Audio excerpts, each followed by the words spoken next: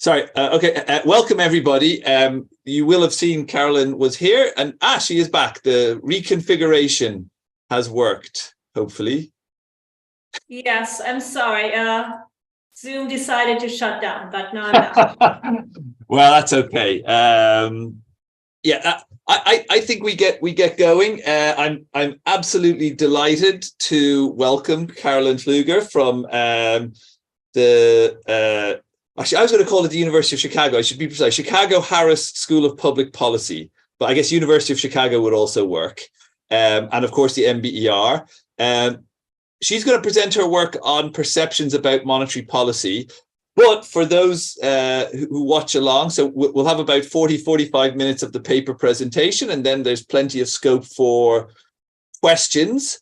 But do ask questions as you go. There is a chat feature, a Q&A feature, and a chat feature. The Q&A is the best way that I will monitor the questions, and I will interrupt Carolyn. Carolyn, you do not have to try and monitor these in real time.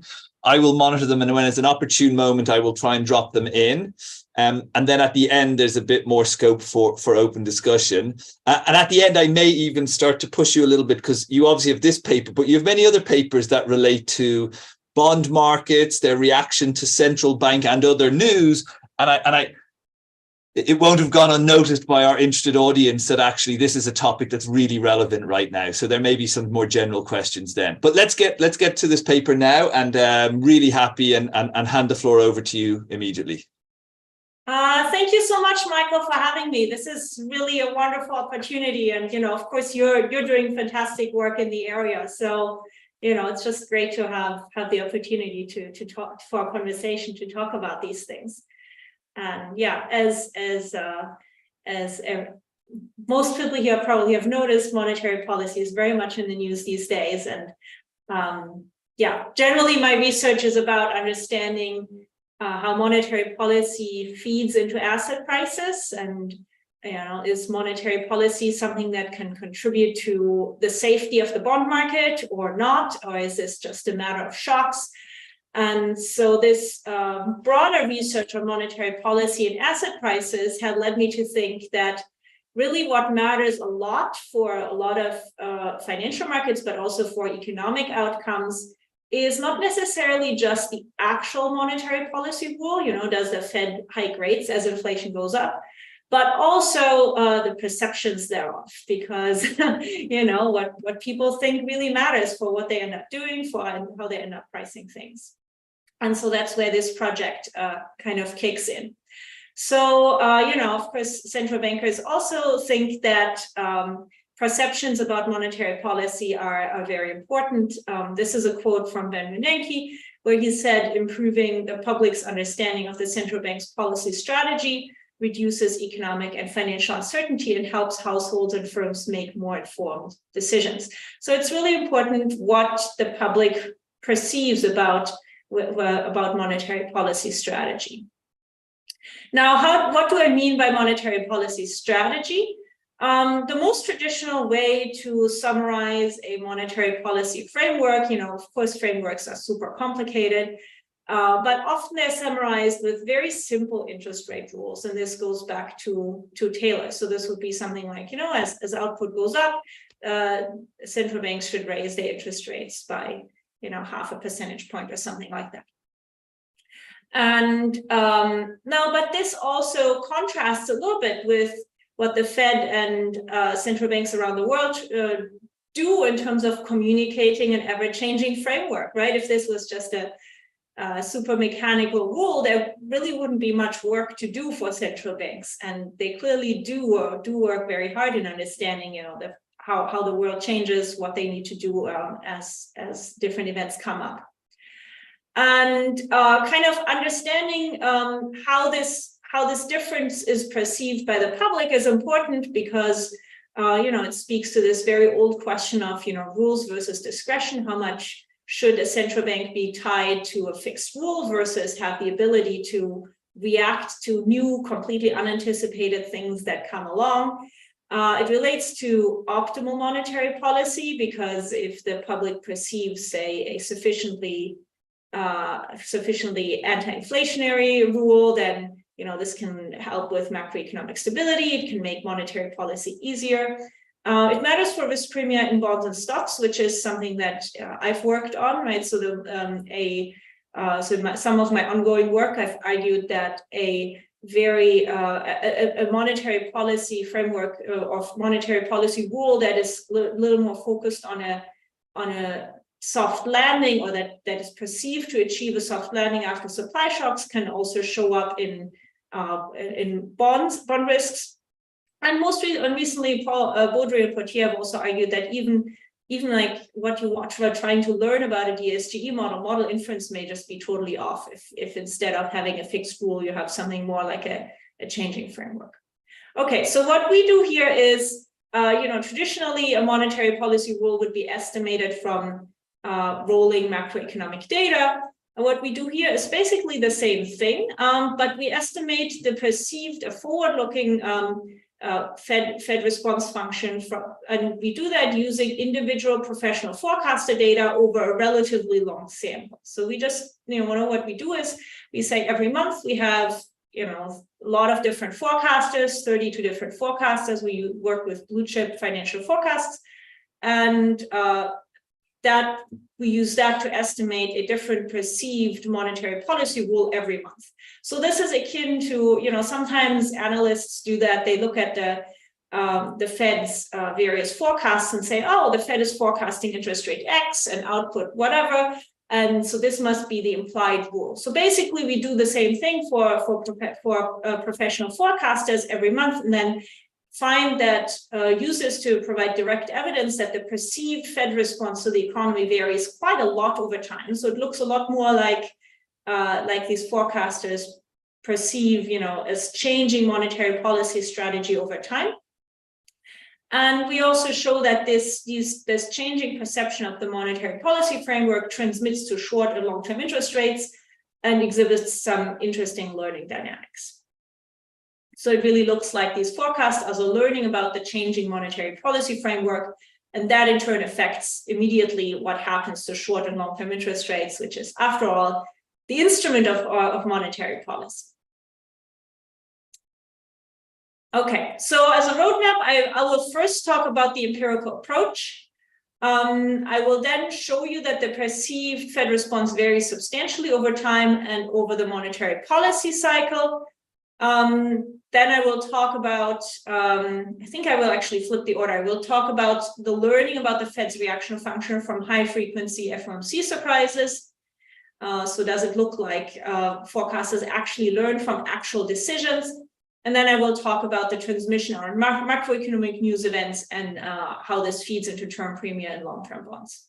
And then finally, I will tie it together in a simple learning model that features heterogeneous forecasters. And so this learning model both justifies or motivates, gives a set of conditions under which our estimation really recovers a perceived monetary policy rule, and it has predictions for, how should forecasters update about the rule after monetary policy announcements, and how should it feed into term premia. So this really ties together, kind of generates these key predictions that we provide evidence for in the data.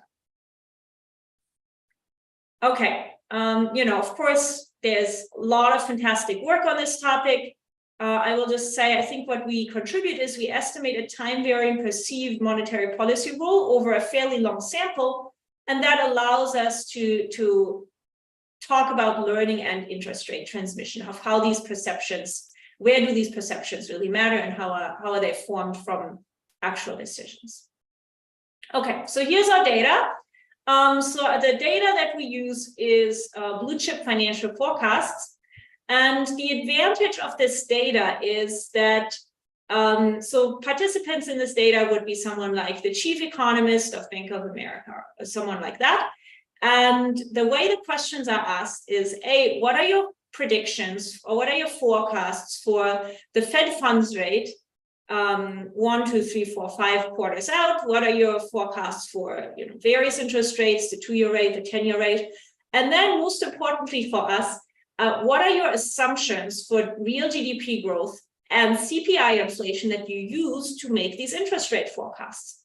So the way the survey is designed, it almost asks about a rule. And sometimes, if you look in the comments of the blue chip financial forecasts, there are occasionally you see comments like, we simulated our proprietary model of the Fed's rule and thereby came up with our interest rate forecasts. So it's actually very well designed for what we're interested in. So then we have every month, we have about 30 to 50 forecasters. The forecast horizon is another dimension. So that's up to 5 quarters. And, what these summary statistics here show is just that these forecasts generally line up with realized values over a sample. And there's quite a bit of variation, even if you condition on a given month, if you condition on a given month and forecaster, or condition on a given month and forecast horizon.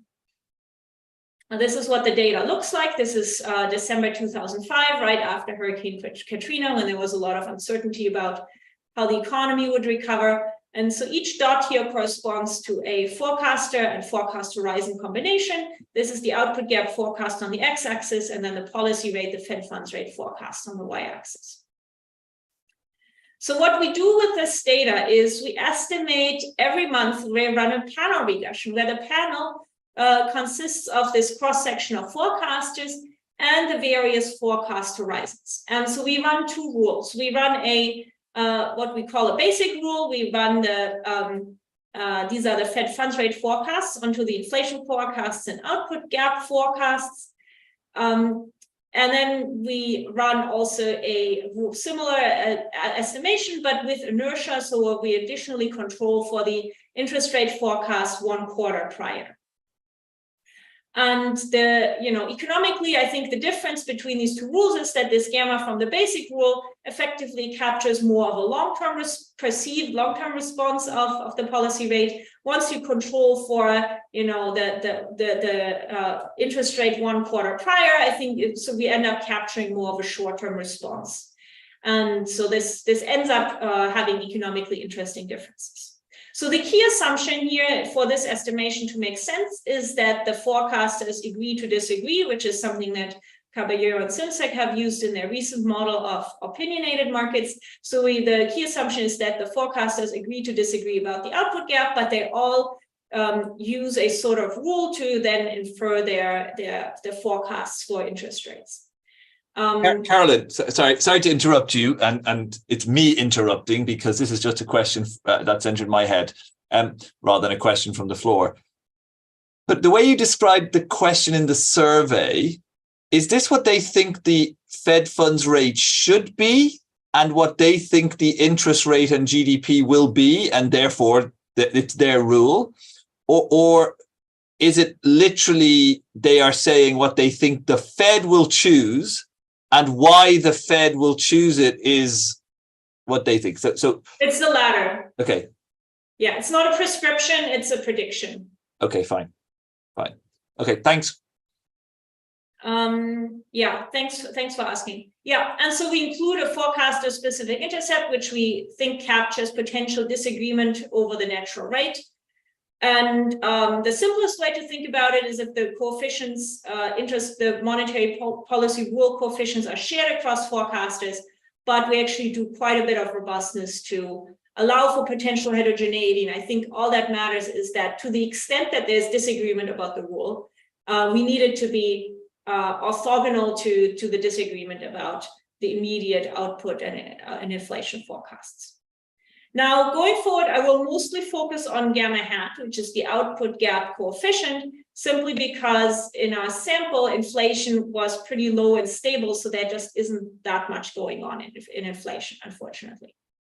But I think we can still learn something very interesting about this gamma hat and how it varies over time, because it tells us basically how cyclical is monetary policy perceived to be. Is this policy rate perceived to go up in expansion or down in recession or not so much? And of course, this can also incorporate, long-term concerns about inflation or inflation risk, like that you have highlighted in your work, Michael, that, 2015, the output gap was going up, the Fed started hiking. It might very well have been that part of what was going on in the back of people's minds was, well, there's a risk that this higher output gap might lead to inflation, even if it didn't show up in the point forecasts. Okay, so this is what we find. This is the perceived output gap coefficient from the basic rule. I mean, what I see here is basically a bit of a shift up after 2000. So it seems that the Fed was perceived to be more output reactive after 2000. And then really the periods of peak response are periods when the Fed emphasized data dependence. So in 2004, Ben Bernanke said, look, we think that markets have been responding a lot to changes in the economy, and that's because we've linked future rate changes to the levels of inflation and resource utilization. Similarly, the liftoff 2015, Janet Yellen said rate increases would depend on incoming data, and she said that repeatedly. This is the inertial rule. So this is the output gap coefficient, which looks broadly similar. It's a little bit more compressed after 2000. And why is that? That's because the inertia coefficient basically is around 0.6 prior to 2000, then it jumps up. So it seems there's a little more implied inertia after 2000. The inflation coefficient throughout that we find is not very large. And I think that has to do with the fact that there just wasn't a huge amount of variation in our sample. You can see that it goes up towards the end, which is what you would expect. Now, are these forecasters, detached from reality, or does it look like they're broadly reasonable? So this is something that we just added recently. And here the black line is a 7-year rolling estimate of basically the same rule in historical data. And you see that the perceived rule and the realized rule, they do line up. The broad movements look similar. There are a couple of divergences, and this is around the ZLB and liftoff from the ZLB, when I think it's very reasonable to think that forward-looking agents would have thought, okay, after 2012, we are stuck at the ZLB, interest rates aren't going to respond to anything. And, as liftoff happened, at that point, interest rates did become responsive to output news again. The inflation coefficient also looks fairly similar in historical data, so that's good. Okay, what about robustness? We do a whole lot of robustness. We especially worried about heterogeneity across forecasters, because there is a lot of work showing that forecasters seem to have different models in their minds. And to the extent that forecasters have different models of the output gap or output, that's totally fine for us. We don't need to assume that the output forecasts are rational. In terms of if there's heterogeneity across kind of the rule that they use, the question is for us, does this change the general time series pattern? And so this shows correlations. FE is our baseline estimate from the basic rule, shows correlations where we we estimated forecaster by forecaster and then take the average. We put in forecaster fixed effects interacted with the output gap. We sort in forecasters into different terciles by their average level of inflation forecast. All of those are very highly correlated with our baseline. We control for financial conditions through the credit spread forecast, and so on. The inertial the gamma from the inertial rule and the basic rule are not that highly correlated, and I think that is economically interesting, and that's why we're going to show most of our estimates for most of our results for both versions. All right, so here just as an example, if I split my forecasters into three buckets, inflation hawks versus doves, we do the estimation, you get very similar results. So the heterogeneity is certainly there, but you get very similar time series variation, which is really what we're interested in. Yeah, so I'll skip this. This is bias adjustment. There has been a lot of talk about research on output should respond to monetary policy. Is this going to bias our estimate? And the basic answer is, if we work through a small new Keynesian model, the basic answer is probably yes. And the estimate is going to be downwards because higher interest rates tend to drive down output. But if we plug in the bias correction of Carvalho, Necchio, and Tristão to our forecast to our forward-looking measure, we end up with a bias that's almost constant over time. So it's more of a constant shift downwards in our estimates relative to a perceived monetary policy rule. Okay, this is, I think of this basically as summary statistics. Just, if this perceived monetary policy rule varies over time, was it correlated with anything over a sample?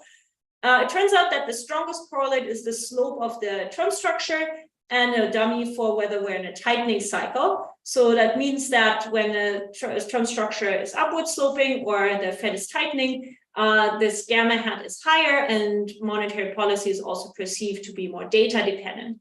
Whereas the cuts, when the Fed cuts, say January 2001 or January 2008, those tended to be large cuts in our sample, and then monetary policy is perceived to be roughly unconditional for a while going forward. But we don't view this kind of as a law of nature. It just happens that this describes kind of what happened in our sample.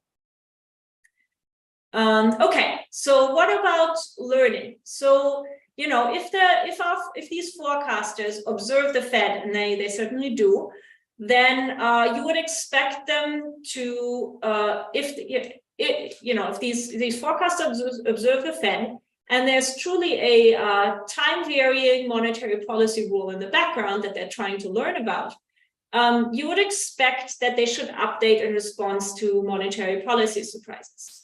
And in particular, we would expect that if there's a surprise tightening in a strong economy, they should infer that this output coefficient was higher than they thought. So they should increase their gamma. Intuitively, if the Fed tightens in a strong economy, it's preventing the economy from overheating, and then you should infer that there's more of a stabilization motive. Conversely, if the Fed has a surprise tightening in a weak economy, and forecasters should infer that the Fed is callous, doesn't support, not callous necessarily, but fails to support a struggling economy, and the gamma hat should go down. This is actually very much in line with how Roma and Roma identified dates with shifting Fed monetary policy dates, monetary policy shocks in their original narrative approach, where they said, look, we're looking for dates where the economy didn't change, but the Fed preferences changed. And that's why there was a big change in the interest rate that wasn't anticipated. In the learning model that I will show you later, state contingent, these state contingent responses get shut down in two cases: A, if the Fed rule is perfectly known, or if monetary policy surprises are purely monetary policy shocks, IID uncorrelated with anything.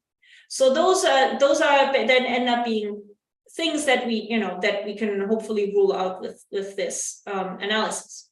So the way we run this analysis is as a state-dependent local projection with identified shocks. And the key coefficient that we're interested in is this interaction between the monetary policy surprise, which we get from Nakamura and Steinson. So this is a 30-minute change in various interest rates around monetary policy announcements, interacted with a dummy for whether we're in a strong or weak economy. And so what we're predicting here is that if we're in a strong economy, this coefficient should be positive. If we're in a weak economy, the coefficient should be negative. And that's indeed what we find. So this is for the basic rule. This is for the inertial rule. And the magnitudes are pretty large here. So this is, what does this mean? So 10 basis point monetary policy surprise in a strong economy means that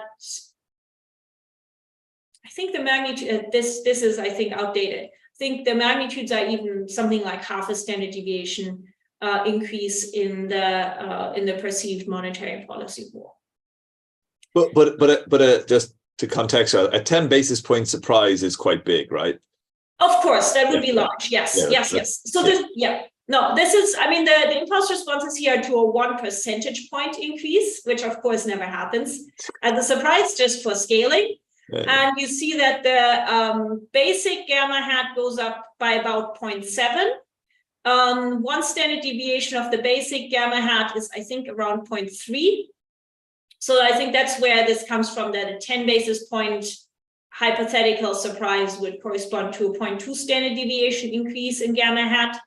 For the inertial rule, it's similar, but the standard deviations, the original standard deviation for gamma hat is actually smaller. So and just to ask one other thing at this point, and I'm asking it just so that it's explicit for some of the audience, but do you want to talk about how you're treating the idea of information effects here? Because it would seem to me like you're not taking information, you're taking the signals as being on the reaction function rather on the information that feeds into those. Which, like I say, I'm not arguing against that. I think I'm on record as not being a huge fan of the pure information effect, but it is a literature, and I think it's helpful to draw out, how people are treating it. Right. So I think what the information effect would give you here is it would presume, so I think the key feature of what we're finding here is this change between a strong economy and a weak economy. And you see that the sign flips between the strong economy and the weak economy. And that's really our key finding. If you think that there's additionally, there may be an information effect, that positive monetary policy surprises always convey news about a stronger economy,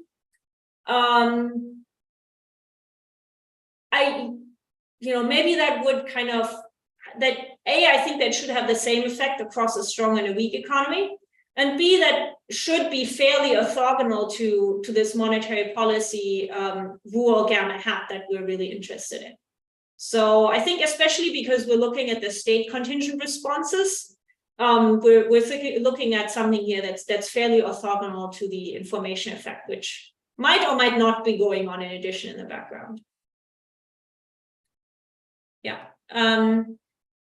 We do look at, So, and then one thing that's, I think, interesting here is that the peak response doesn't seem to show up immediately. It seems to be lagged a little bit. So the peak response is maybe 6 months later.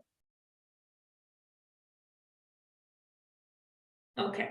So then, then we have a couple of results to show that to the extent that this perceived monetary policy rule varies over time, it actually transmits pretty quickly to interest rates. So, even before the Fed actually meets, it turns out that these perceptions about the rule feed into rates.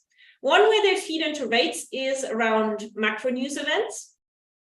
And in a way, I think that tells you how really where something like an information effect would enter, right? So a date when non-farm payroll gets announced, that's clearly a date when there's news about the level of the economy.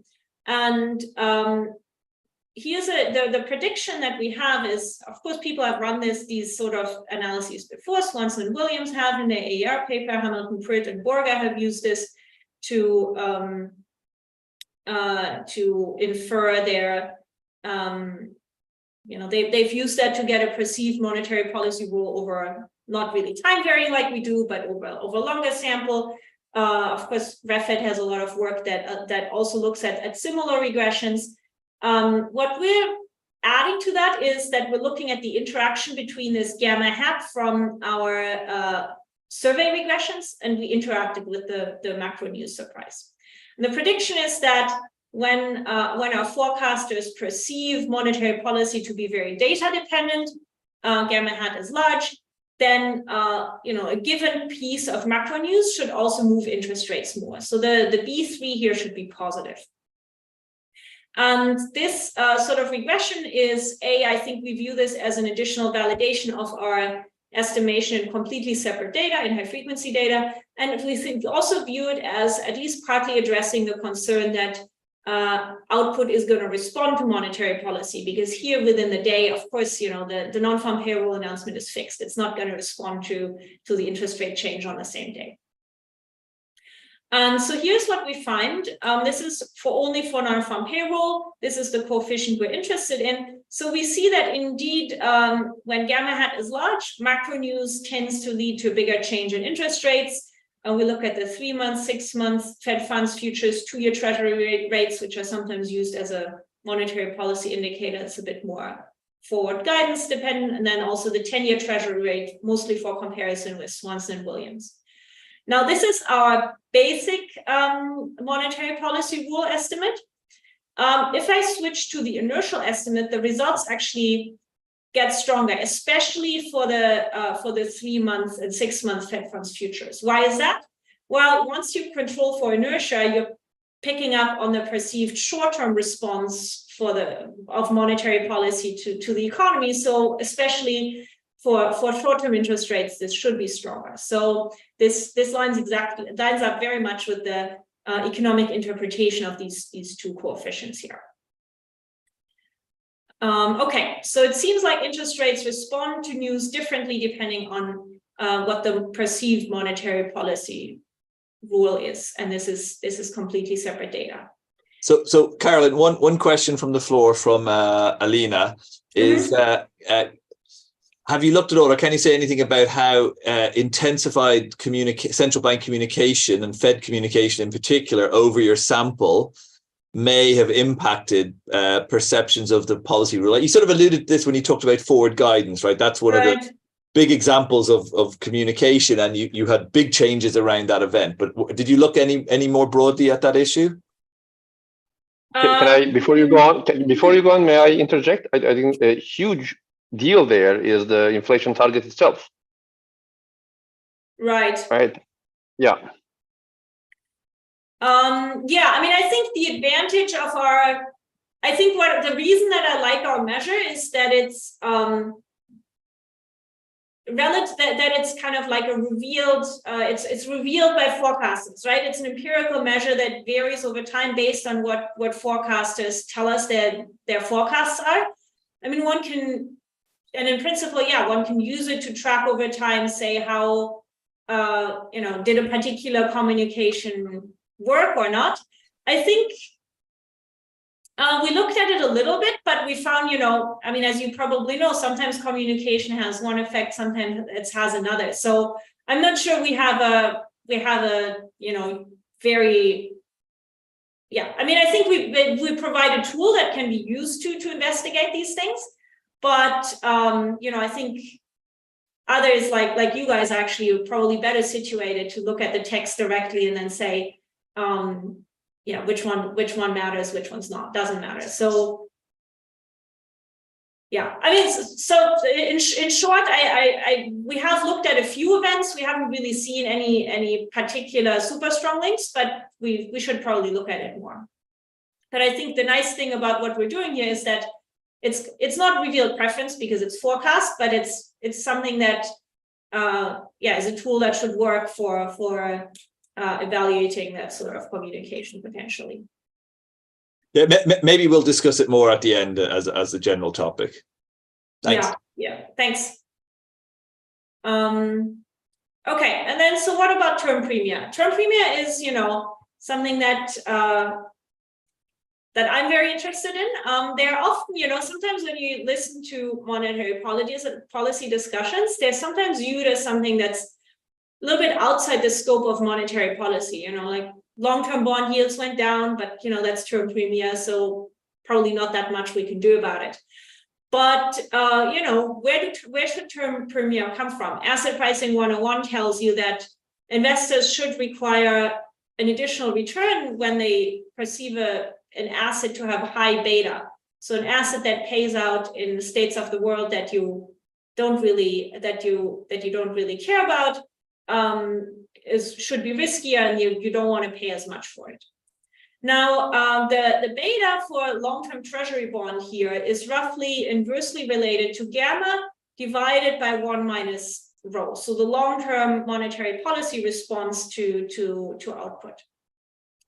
This is a theoretical link that I've used, that many people have used to say how bond term premia should change with the perceived monetary policy rule.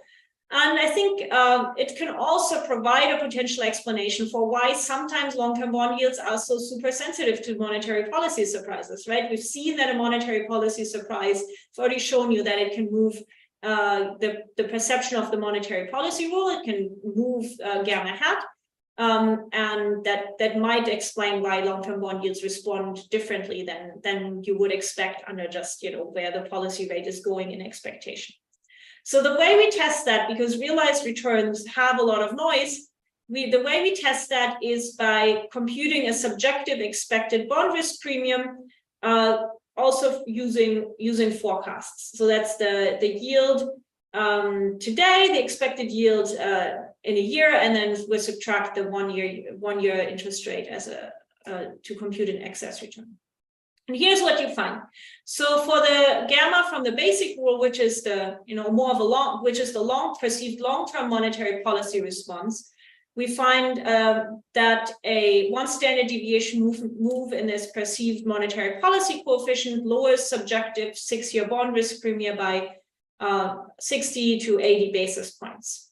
So this is quite large. And we control here for the slope of the term structure, which is important because, as I showed you earlier, gamma hat is correlated with the slope of the term structure. Now, the slope of the term structure has an expectations hypothesis component, so is tightening anticipated in the future. It may also have a risk premium component, but because we control for the term structure here, this tells you that to the extent that there is a correlation, it's about the expected path of interest rates. It's not so much about the risk premium.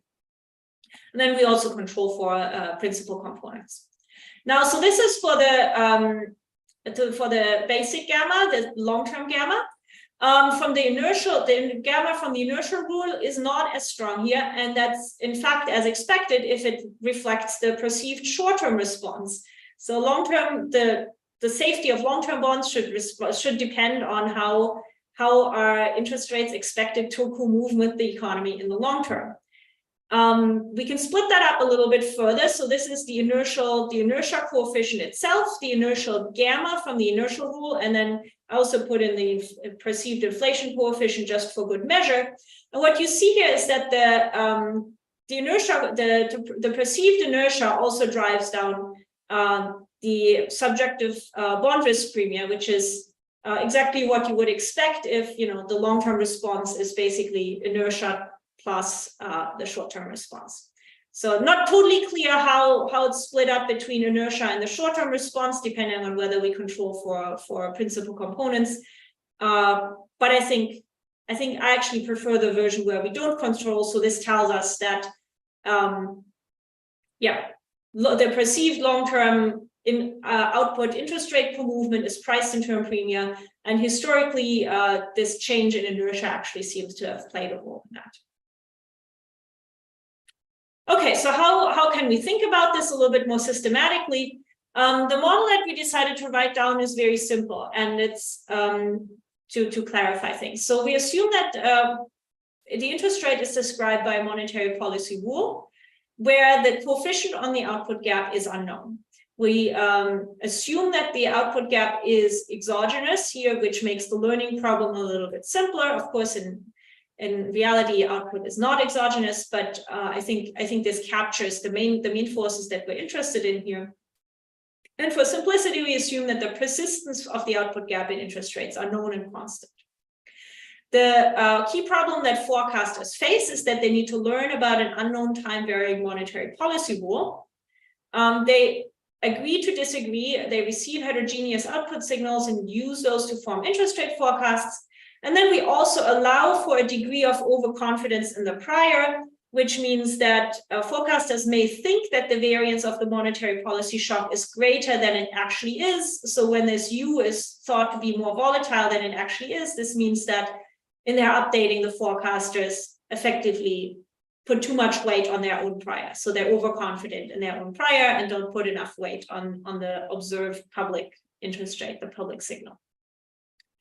The within period timing is such that forecasters first receive their output signal, they then make their forecasts, which is kind of corresponds to what we think of as corresponding to running the survey regression. They then everyone observes the output gap, so that's is similar to the macro news event. Then everyone observes the interest rate, that's similar to the monetary policy surprise, and then they update. Now the updating is quite simple, but it's actually is quite interesting. The way that forecasters update is that the change in their perceived monetary policy coefficient is proportional to a scaled monetary policy surprise and scaled by effectively a signal to noise ratio omega. So to understand this expression, consider the case when there's no monetary policy shock. then we can learn gamma from observed monetary policy. Then we know that the true gamma minus gamma hat, well, it's just the monetary policy surprise divided by X. So that's where this MPS divided by X comes from. Now, if on the other hand, there is a monetary policy shock in addition, so there's noise in the signal that we receive about gamma, then we just need to scale everything down by, how volatile is the component in the monetary policy surprise due to the rule versus how volatile is the monetary policy surprise overall. Now, this also means that we can use our empirical impulse responses to plug in a few numbers to back out roughly what omega must be to explain the impulse responses that we see. And if we do that, we get something on the ballpark of 50%. So it seems like these FOMC date surprises actually contain quite a bit of uncertainty about the response function. But it's not the only thing that's going on. And then we also have this also generates predictions for estimation in interest rates. The forecasts, the way these forecasters form their interest rate forecasts is their perceived gamma hat times the output gap forecast plus the lag term. So this means that the cross forecaster cross horizon regression can actually recover the perceived monetary policy coefficient that we're interested in, and so this motivates our baseline empirical estimation. And around macroeconomic announcements, the change in the Fed funds future should be proportional to the macro news surprise times the perceived monetary policy coefficient. And then finally assuming a log stochastic discount factor that puts a higher price on recessions, which I think a lot of stochastic discount factors do. For example, just CRA utility would give you that. The expected bond excess return is to predict it to decline in gamma hat. So that's what it generates. Here are the impulse responses generated from the model. So the model predicts that in a strong economy, the perceived gamma should jump up after a positive monetary policy surprise. In a weak economy, it should jump down. The black lines are if everyone's perfectly rational, the signal to noise ratio is known. Conversely, if we assume that the forecasters are somewhat overconfident, we get these more gradual and hump-shaped impulse responses, which is also similar to what Angeletos and Lian found in plain output and inflation forecasts. So it seems like there's a similar degree of overweighting of private signals versus public signals here. All right, I'll conclude here. So we estimate a highly time-varying perceived monetary policy response to economic conditions.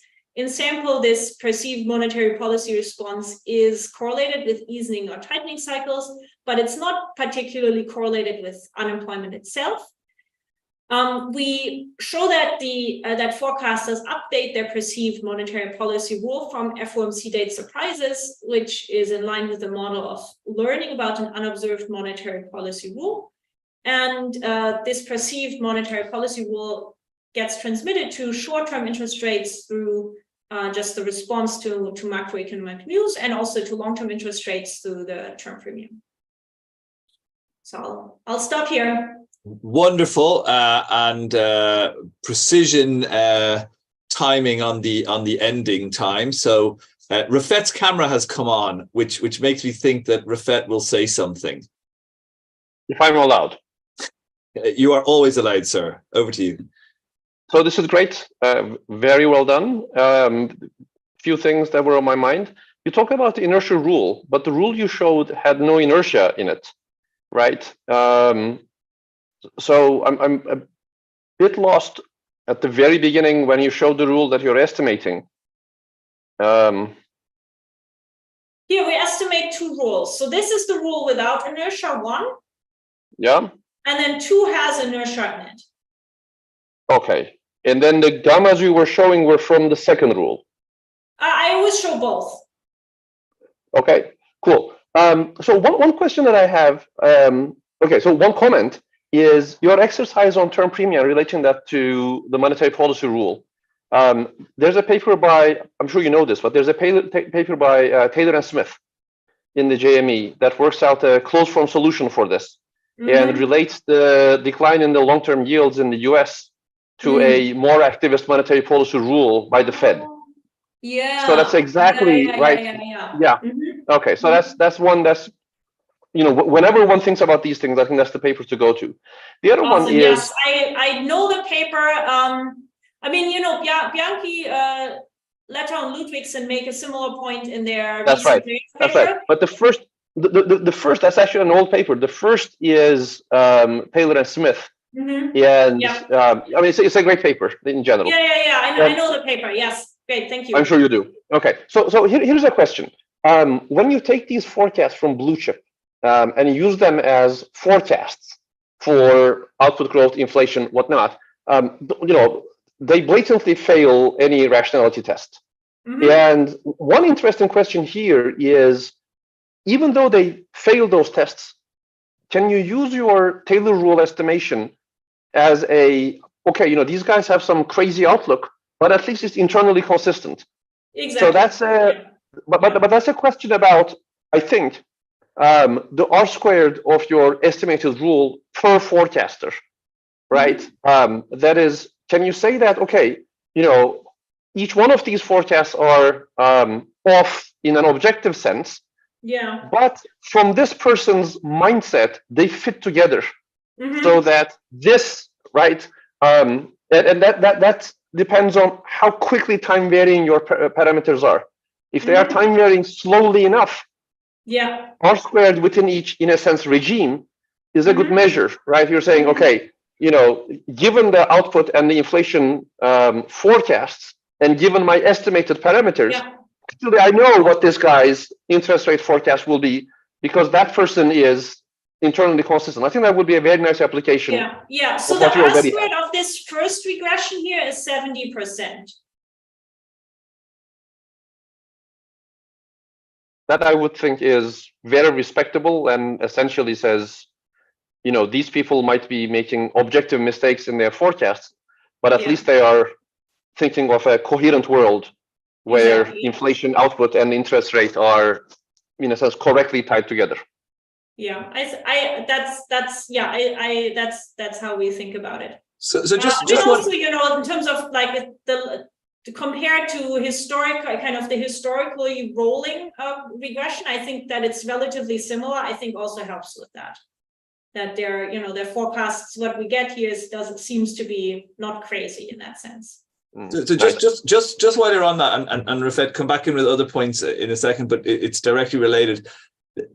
You used the financial forecast. Are the questions for the blue chip economic indicators the same?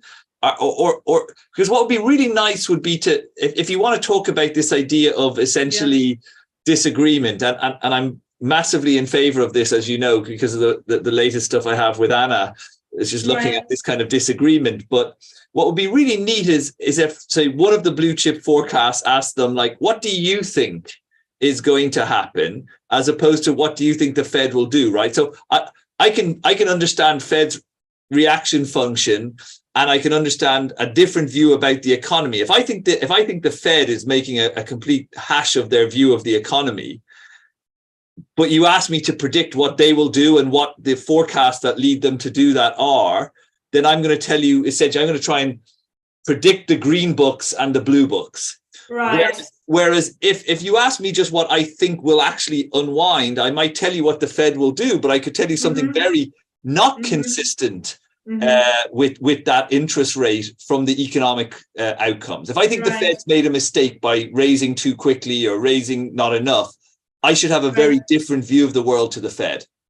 No, that's fascinating. And I mean, I think, that sort of disagreement between forecasters and the Fed is in my mind, is a very plausible micro foundation for what we write down just as the monetary policy shock. Right. So if I don't know, and that's basically the Caballero-Simsek paper, right? If I don't know what the Fed is going to think about the economy, that can induce an additional shock to interest rates above and beyond above and beyond what I think, above and beyond the rule.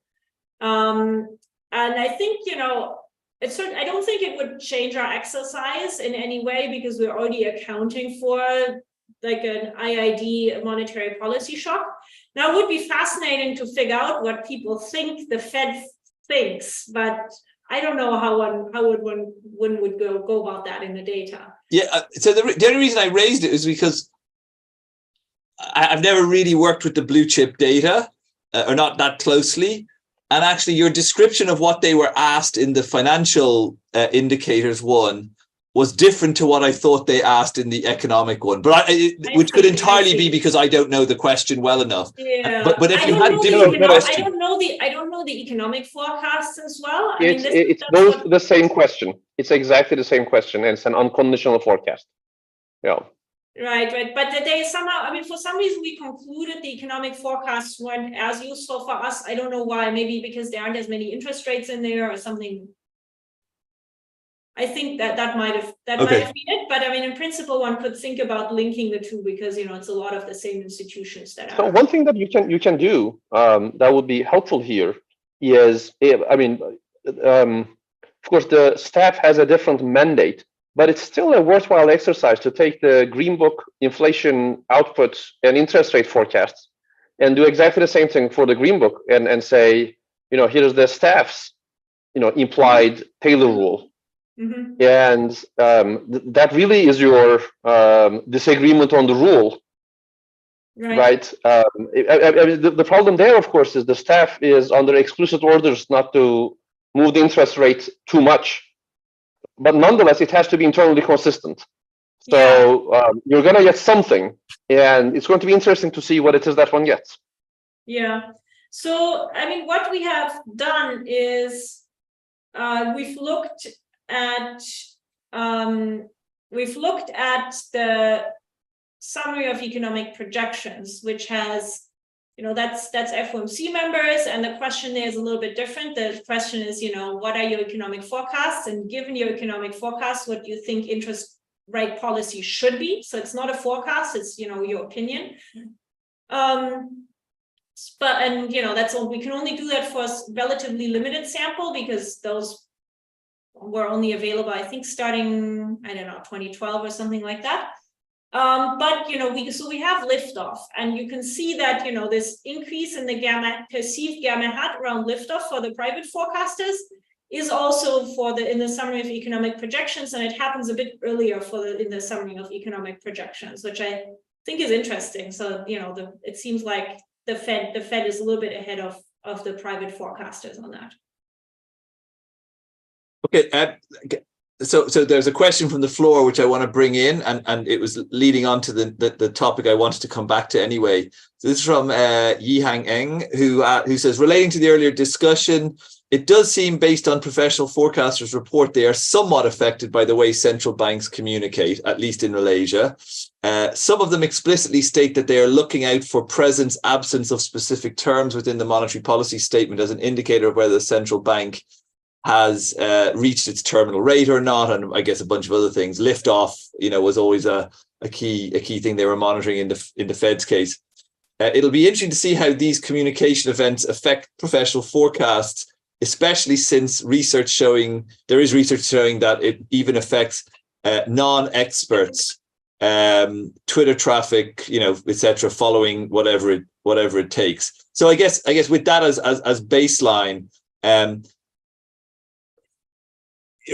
As a big picture question, where do you think this leaves central banks and trying to communicate, and what they should communicate? It seems to me that what these forecasters think is going on is that there's a strategically changing monetary policy framework, so it can vary relatively quickly, and it certainly seems that these forecasters watch the actions, meaning, the actual interest rate decisions in order to update their perceived monetary policy rule, which makes sense to me. I think in terms of communication, where that leaves me is that, communication is certainly important and probably useful. I'm not an expert on textual analysis, unlike you, so we have not tested this directly here. But I think what this gives you is hopefully a tool in terms of where are we right now in terms of the cycle, what is in terms of how much sensitivity, how much data sensitivity do professionals perceive right now? And if I were planning an announcement, maybe I would keep track of this 6 months after. I mean, we also find here, right, in our impulse responses, we find this somewhat delayed response. So if you wanted to figure out, was my communication effective or not, I would probably expect a similar delay. So you might also expect that it doesn't move expectations of the monetary policy rule right away. You might need to do this repeatedly, and just like with interest rate decisions, it might take a while to feed into the rule that markets and forecasters perceive. So not just at the risk, at the intention of potentially trying to bait Rafet back into the discussion, but if I were to go even higher level, I guess you talked at the start about rules versus discretion. Yeah. Should I view your results as telling me that the Fed, operates with discretion and doesn't therefore ever try and communicate its rules properly, or it's trying to communicate a fixed rule, but it's just not very successful? Because I'm just interpreting your time varying results as the perceptions are time varying. If Janet Yellen and Jay Powell and Ben Bernanke and Greenspan were all here and they said, no, we've had a constant reaction function. It's just those people in the markets keep thinking we're doing other things. Which I guess is what our main models say, commitment, full information, commitment, versus I'm probably closer to the discretion side of this, but do you have an interpretation on your results between those two? I mean, I think what we find indeed looks closer to certainly, just looking at this blue line here, you could argue, is this, a very highly time varying complicated rule, or is there actually discretion in there? I mean, my personal view, and this is a little bit speculation here, is that central banks do have a rule in their minds, but they also want to retain flexibility around it. So if things come along like the burst of the dot-com bubble here in 2001, or ZLB, they want to retain flexibility to change their framework when special events come up. And what these special events are, in our sample, you can look what it was exposed, but it could be different things going forward, and that wasn't necessarily predictable. So in that sense, the actual way of operating is probably a mix of the two, but the evidence that we're showing here, I think, questions whether it makes sense to really plug in a constant rule that never ever changes and everyone knows what it is. So I certainly agree with that. I'm going to add an extra reason why we might get the time variation, which I think is often overlooked, and it relates to the full information assumption. Sure. Actually, if you think in most of our models, the optimal monetary policy should be a response to the shocks. And what we're not plugging into the rule are the shocks. Now, of course, from a given, expected growth rate, depending on what's happened to potential, what's happened to demand, the output gap movement that you're getting can actually be, I know you have an output gap coefficient, but estimates of that are difficult. So I think that's another place where central banks find it difficult to communicate a perfectly fixed rule, because they're looking at data, you're looking at data, and you and I can both reasonably come to different predictions on what it means for the underlying output gap and the underlying inflation. Yeah. So I think there's also an issue on the sort of, there's a latent state that we should be reacting to, and that's just not observed properly. So no, absolutely. I mean, the model that we write down here is really, it's very much about the relaxing the flow information, right? So if gamma changes over time, if gamma is constant, we're going to learn it eventually. But if it varies over time, then there's an interesting learning problem that never stops. Now, why might gamma vary? I completely agree. There might be states of the world that are not perfectly captured by the output gap. It could be things like financial conditions. We think the world is going to blow up because there's something happening in the banking sector. And that's why we just have to do something different now and not do our usual response to the output gap. And so all of that could be going on in the background and drive this time varying gamma. but I think it's still interesting to characterize how that translates into a time-varying response to just the plain output gap, because that's the kind of the standard rule that we often look at. And also because once you're thinking about pricing and asset prices, it's not a bad proxy for states of the world stochastic discount factor. So it's gonna tell you whether these this turns bonds risky or safe, and what the implications for term premia should be. And of course, it's also related to kind of these smaller macroeconomic news announcements that tend to come on macroeconomic news announcements, whereas, things like the world might blow up is, we haven't really seen it in the data, so it's not gonna show up in our data set necessarily. Yeah, no, that's right. Okay, we've overshot the hour by a little bit, but we always have this buffer of 15 minutes. So if anyone does have other questions, we can take them now. Rafet unmuted, but maybe. No, just hanging out. Okay, cool. Okay, well then I won't keep people here longer. Carolyn, that was, in my view, a perfect way to end our first half of the season. I know people in the US maybe have already been on break for a while, but those of us certainly in Europe, I don't know about Africa and Asia, our term is just ending. So this is a perfect, rejuvenating research time is beginning over the summer. And so I'm looking forward to thinking about this more. Thank you to everyone for joining. We will start again, but only in September. So enjoy your summer if you're in the Northern Hemisphere, winter if you're in the Southern, and otherwise, thank you to everyone, and especially thank you to Carolyn for a wonderful seminar. And thank you to Michael for organizing this. Yeah, thank you, Michael. Thank you, Rafet. It's really, really great talking to you this way, and hope to see you soon. Thanks, Bye. everybody. Bye.